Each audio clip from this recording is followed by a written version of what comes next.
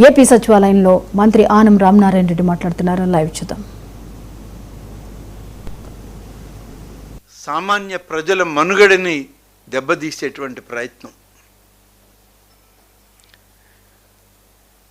ఈనాడు జగన్ రెడ్డి సమాధానం చెప్పుకోవాల్సిన అవసరం ఉంది. దీనికి ఎవరిచ్చారు మీకు ఈ అవకాశం?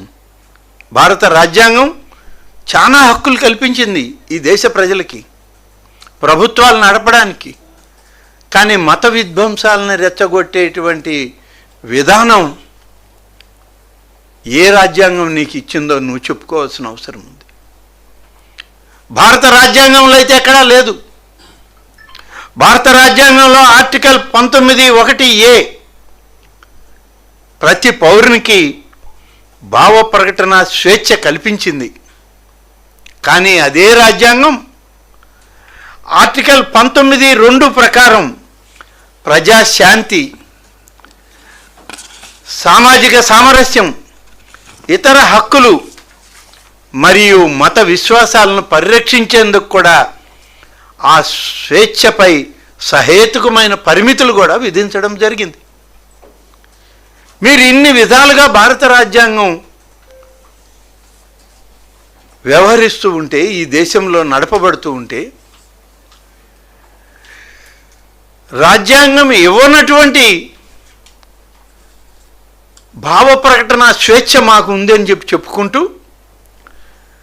అనేక వర్గాలని, అనేక మతాలను, అనేక వర్గాలను, కులాలను, వర్ణాలను ఇవాళ వేరు చేయాలనేటువంటి ఒక దుర్మార్గపు ఆలోచన ఒక వ్యక్తి ద్వారా, జోసెఫ్ అనేటువంటి ఒక వ్యక్తి ద్వారా, రావణ్ జోసెఫ్ అనేటువంటి వ్యక్తి ద్వారా జగన్మోహన్ రెడ్డి చేస్తున్నటువంటి ఈ కుతంత్రం, కుట్ర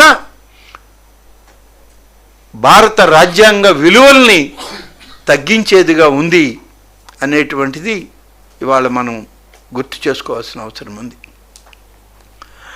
ఆర్టికల్ 25 భారత రాజ్యాంగం ప్రకారం ప్రతి పౌరుడికి నచ్చిన మతాన్ని స్వేచ్ఛగా విశ్వసించేటువంటి అవకాశం ఉంది, ఆచరించేటువంటి అవకాశం ఉంది, ప్రచారం చేసే హక్కు కూడా ఉంది.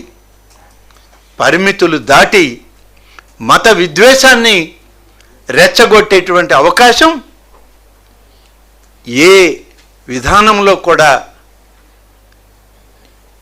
జగన్మోహన్ రెడ్డి గారికి కానీ, గొడ్డలి పార్టీకి కానీ, లేకుంటే ఇవాళ వాళ్ళు సమర్థిస్తున్నటువంటి రావణ్ జోసెఫ్కి కానీ లేదు అని చెప్పాల్సిన అవసరం ఉంది.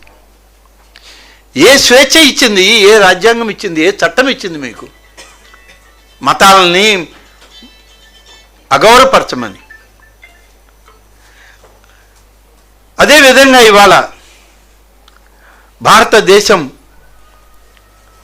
లౌకిక రాజ్యంగా ఈరోజు ప్రతి ఒక్కరికి నచ్చిన మతాన్ని అనుసరించే స్వేచ్ఛ మనకిస్తే, ఒక వ్యక్తి తన స్వేచ్ఛా నిర్ణయంతో క్రైస్తవ మతాన్ని లేదా ఏ మతాన్నైనా అనుసరించవచ్చు అని రాజ్యాంగంలో మనకు పొందుపరిస్తే, ఇవాళ కొన్ని మతాలని విఘాతం కలిగే విధంగా మనం ప్రవర్తించడం అంటే ఇది